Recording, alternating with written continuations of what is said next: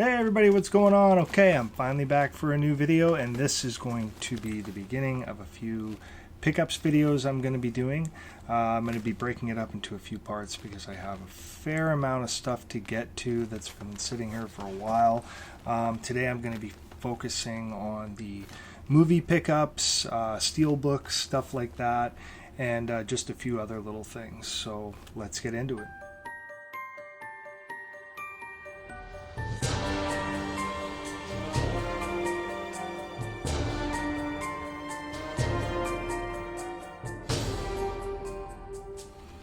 Alright guys, so the first one I picked up is Smile 2. Got the steelbook version here. As you can see, it is not open yet, but I did pick it up. It's got a certified fresh Rotten Tomatoes sticker. Ooh, that's such a big deal. Also has extra 40 minutes behind the scenes footage and deleted scenes, so looking forward to checking that stuff out. Smile 2 for me was my pick for the scariest movie of 2024. As well as my number 2 pick on my top 10. Yeah, I really enjoyed this movie. I thought this is one of the few exceptions where the second one is even better than the first film, which is wild because the first film is very good. But Smile 2 I loved. I thought it was really well done. Naomi Scott in particular in this is really unbelievable. It's the best performance I've seen for sure since Toni Collette in Hereditary, which I think is certainly Oscar worthy. She was amazing in that. Anyway, Naomi Scott is really good in this. I was so convinced everything she did was so completely in character. Like it never pulled me away at all. I just believed it all. You know what I mean? Really good acting, very strong. But everybody does a great job in this movie, and like I said, it was pretty scary too. And I'm not a guy who gets to see a lot of scary movies. I mean, I'm sure they're supposed to be, but a lot of the time I don't really find them so scary. I know everybody's different, but for me, Smile had those kind of creepy, little tingly moments. It makes you go, ooh, kind of the skin crawling thing a little bit. I like that because that's hard to do. But Smile 2 is definitely one of them. So I was glad to pick up the steelbook for this one because very good film. Smile 2 steelbook. Very cool. Awesome.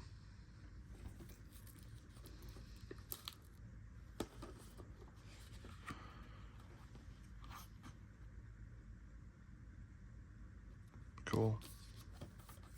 Very nice. And I'm sure it's just stuck on with the sticky, tacky glue stuff. Yes, it is right there. Right in the middle.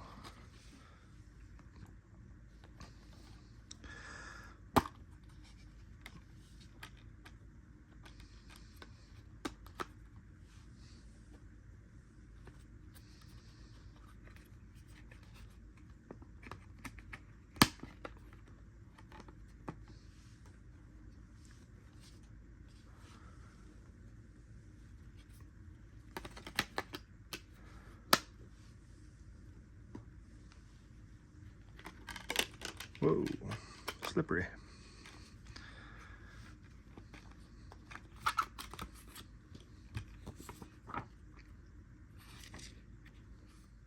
Code as well.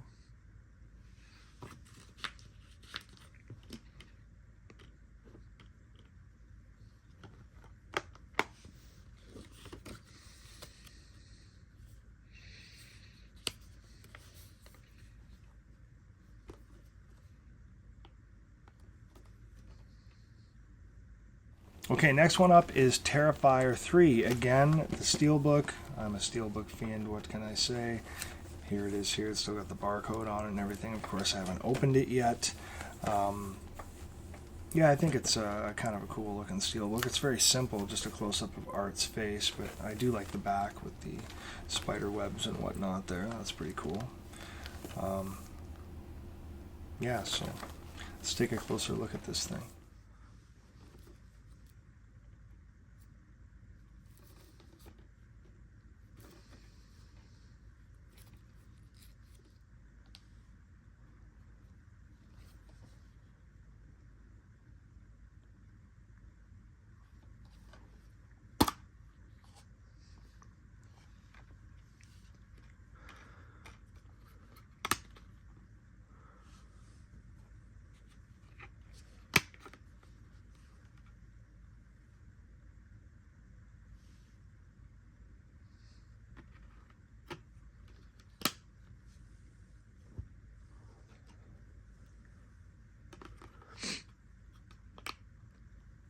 Very cool.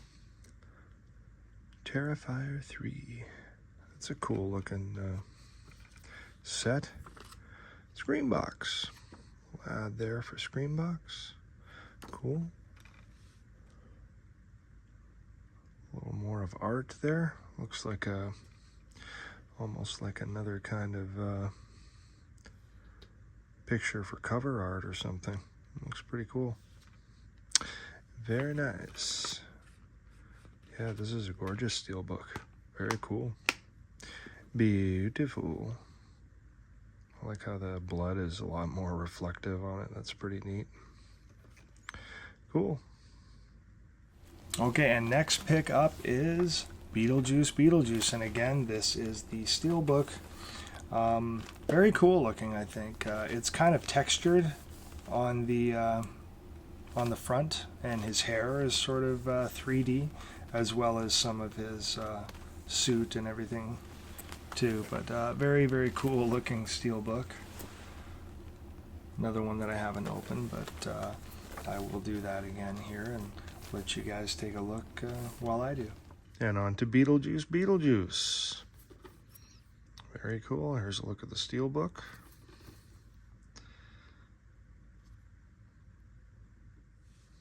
Okay, let's get this thing open.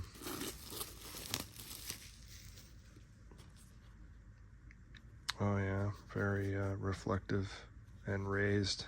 That's cool. It's got kind of a rough texture. Very neat. That's cool. Okay, so let's see this back cover here. Oh, she's glued down pretty good. There we go. Oh, wow. Winona Ryder, all textured as well. So this is obviously on the plastic sleeve. That looks really good though. Very cool. And Michael on the other side. Let's just get this taken off as well. Card, easy does it. Easy does it. There we go. Okay, so the outer part is a sleeve. How does this open? Just at the top, right? Yeah, just like that. Oh, cool. That looks great. Shiny again, very cool. Nice and smooth. Lydia on the back, you have Winona Ryder. That is so nice. And the sleeve here. Very cool. That's nice. Great looking steelbook. Spine looks great. Didn't really show off the other spines. I guess I forgot to. Let's take a look here. And you have the HDR version here. And in the back, you have the Blu-ray. Set this here. And the Blu-ray is actually blue. Cool. Yeah, they have kind of a weird yellow shimmer to their suits too. That's pretty cool. Nice.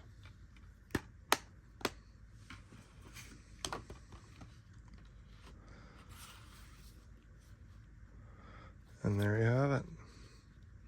Wild. Cool. Okay, and up next, this is probably the most exciting of all of them so far this year, and it is this badass limited edition Blair Witch Project super set here. As you can see, another one I still haven't opened. It's got a little tear right there. It's just begging me to open it, which I am going to do to show you guys a closer look at this beauty, because it's quite the collection from what I've seen of other people's, and there is quite a big book in here too. So let's take a closer look at this thing. All right, and the big awesome one I've been waiting for, this beautiful Blair Witch Project super limited edition. Very, very cool. Let's get this thing opened up. Okay, so first thing I noticed is it actually has an outer sleeve on it. Mine's got a teeny little bit of a ding there. I mean, it's not bad, but it's definitely there. Anyways, you can see on the front here, I thought this was all one picture, but look at this. That just perfectly fits on there. And this is the back sleeve. That's amazing how well that matches up. Jeez, look at that. Unreal. That is really cool. Just shoot. Awesome. Okay, let's take a look at what we have inside. The back, by the way, is just black. Okay, so inside we have, these must be the media cards. Oh, and they are all wrapped up. Wonder, can you get them out? Probably can. It's probably a bit of a pain to put them back in there. I'll leave those for now. And we have, oh, Heather Donahue's all-weather backcountry notebook. Maybe I won't see you read this, but Carmen needs no eye. Oh, jeez. Oh, wow. These are all her notes and stuff. It's like a copy of them. Oh, that's cool. Wow. Very cool. That's very cool. Okay, and then we have here, let's look at this. This looks like the book. This is a hard spine Blair Witch Project book. Wow, very cool. Oh yeah, it hasn't been opened, that's for sure. This is brand new. Blair Witch Project. Contents. Wow. Cast, crew. Cool.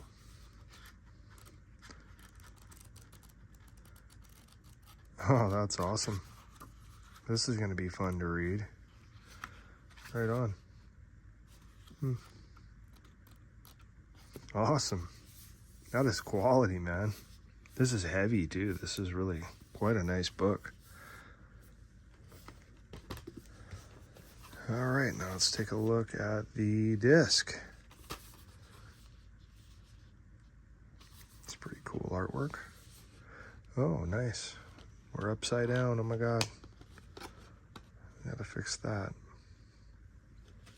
Cool. Just a black background. Nice and flat. This feels like it's maybe got some foam or something in behind it. It's nice and light. Cool. And the other disc here.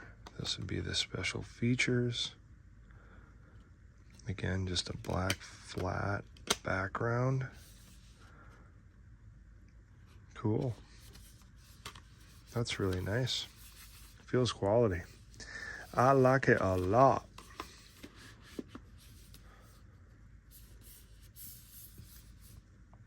That's awesome. Very, very nice set. Okay, and for the last disc pickup, I have In Search of Darkness 1990 to 1994. Now, I'm sure many of you are familiar with the In Search of series. It started with In Search of Darkness 80s horror, and it's this huge, super documentary that has highlights from movies throughout the 80s, like all these different horror movies. Interviews with cast, crew, director, all sorts of cool stuff like that. Sometimes a few different scenes that you haven't seen and stuff. Really, really interesting series. I actually donated to the cause, like many of us did, and I got my name in the credits.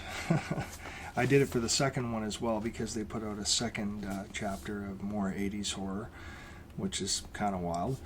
And then they came out with this one. So this is the 1990 to 94, because they've now jumped into the 90s, and they were covering all the movies that came out during that time frame. So I'm sure 95 to 99 is probably next, if that is what they're doing.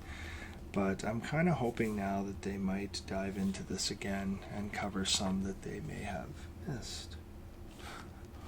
I say that because they actually had a sort of a promo thing going on where they were campaigning to have people submit minute-long videos or less about what they like about In Search of Darkness, or their favorite movie that they're looking forward to, you know, seeing on here, I guess, or something along those lines. So what I did is I went, all right, well, cool, I can do that, and I made a video that's about exactly a minute long, just talking about some of the cool 90 to 94 horror movies I like, you know, and about In Search of Darkness, and about the one that I was looking most forward to seeing covered, which was 1990's The First Power, right, with Lou Diamond Phillips. It's an underrated one. I guess not a lot of people know it, and boy, is that an understatement, because lo and behold, I'm looking on all the movies that are covered in each year, and it's not there. I'm like, what? And I'm like, no way, they missed The First Power? That's such a cool movie. I think even, you know, your average horror fan would think, yeah, it's okay. You know, certainly worth mentioning, you know. And a lot of people really enjoyed it, so I was really bummed out, because I instantly knew my video would definitely not be featured, because for half the video I'm talking about how I'm looking forward to seeing more info on that film. You may recall back in 2023 we met, the kids and I met Lou Diamond Phillips in Calgary, and we got him to autograph my poster and that media kit that I have down there from The First Power. I didn't get a picture with him, and I do regret that, because I was saving money for a couple other autographs that I ultimately didn't get anyway. I couldn't figure out, so little regret there. But anyway, getting off topic, my point is it was not covered, so of course my video was not featured, and I thought, you know, there's probably only going to be 10 or 12 people picked anyway, you know. I'm sure they're not going to put a whole bunch in, so I thought, you probably weren't getting it anyway, right?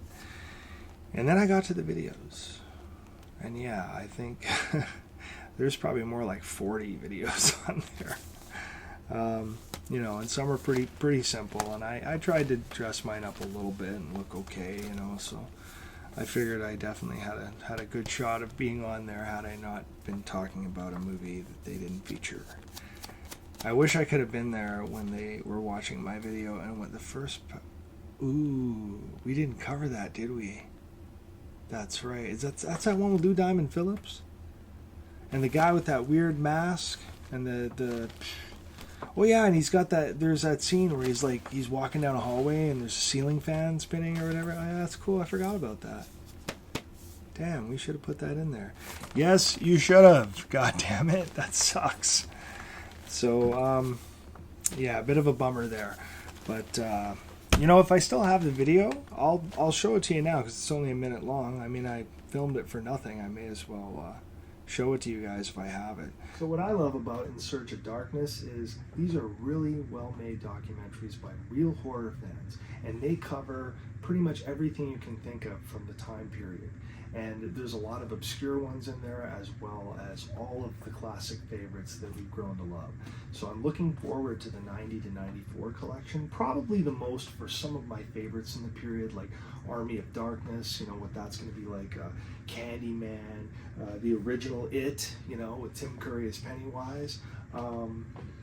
Wes Craven's New Nightmare is another one of my favorites from that time. I think that was way ahead of its time. But I would say the one I'm looking most forward to is The First Power from 1990. It's that one with Lou Diamond Phillips and Jeff Kober.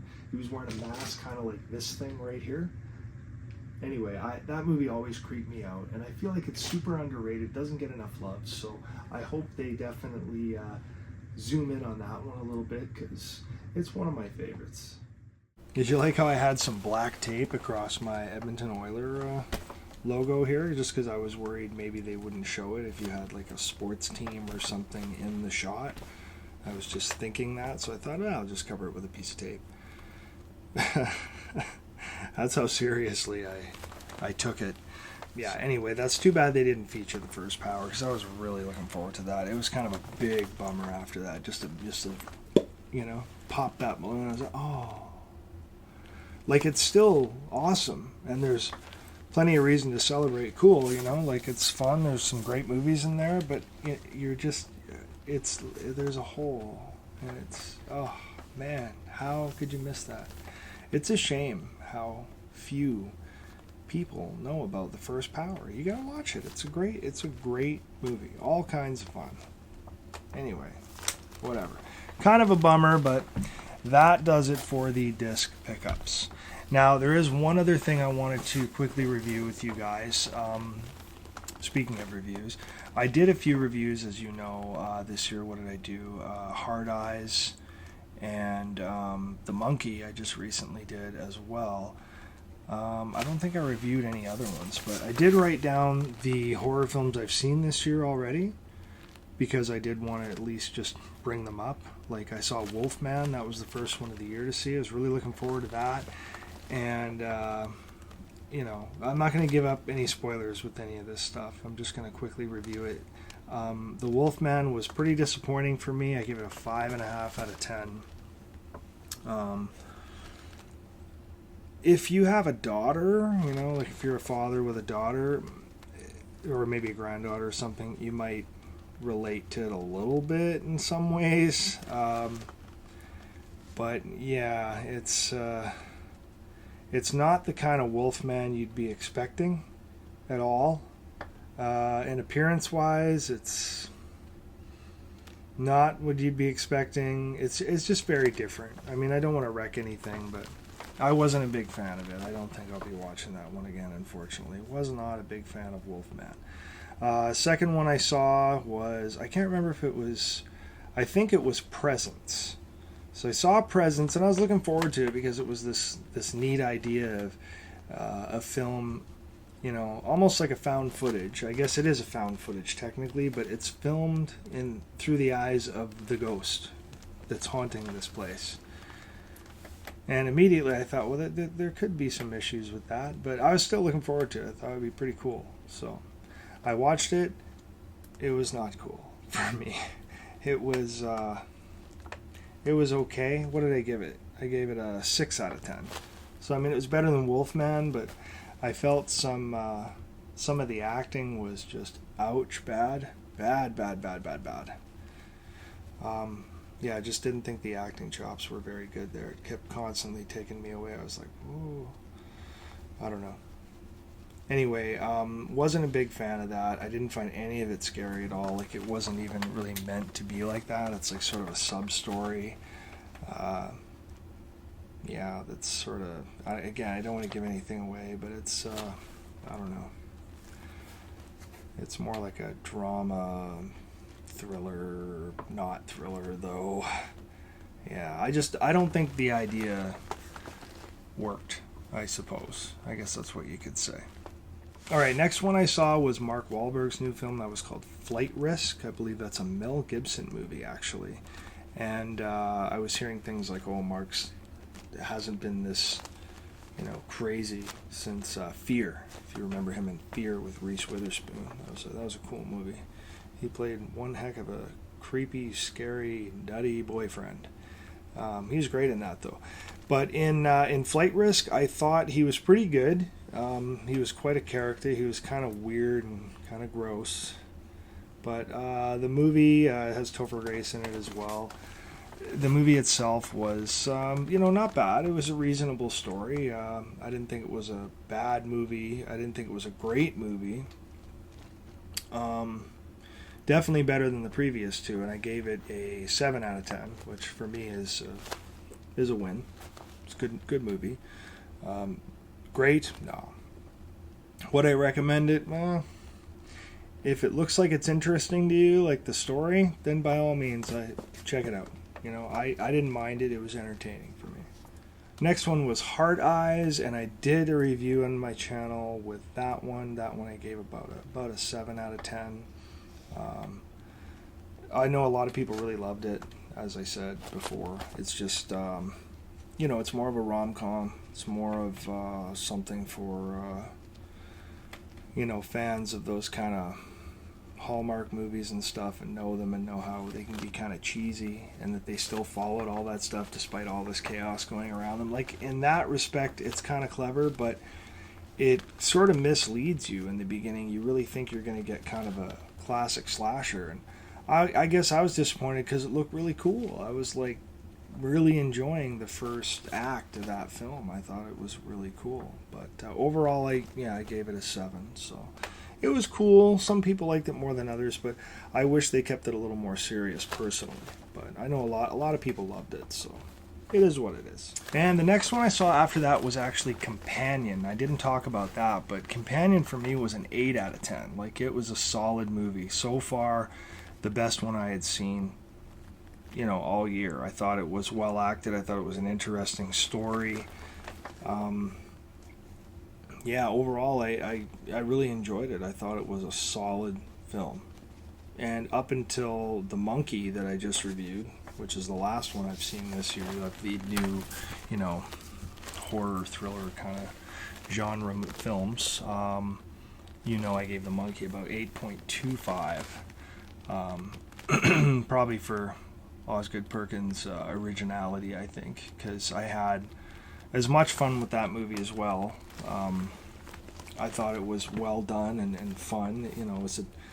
It's a dark comedy kind of thing happening there, so it's not really meant to be scary, but it was honest about what it was, that's for sure. It didn't play any games. It was going to be over the top, whoa, from the very beginning, and you have to suspend disbelief a little bit, of course, and just go with it. And it was easy to do, and it was a great film, so that's why I gave it an 8.25. So that's my front runner so far, and Companion is right behind it, but those were my 2 favorites so far this year.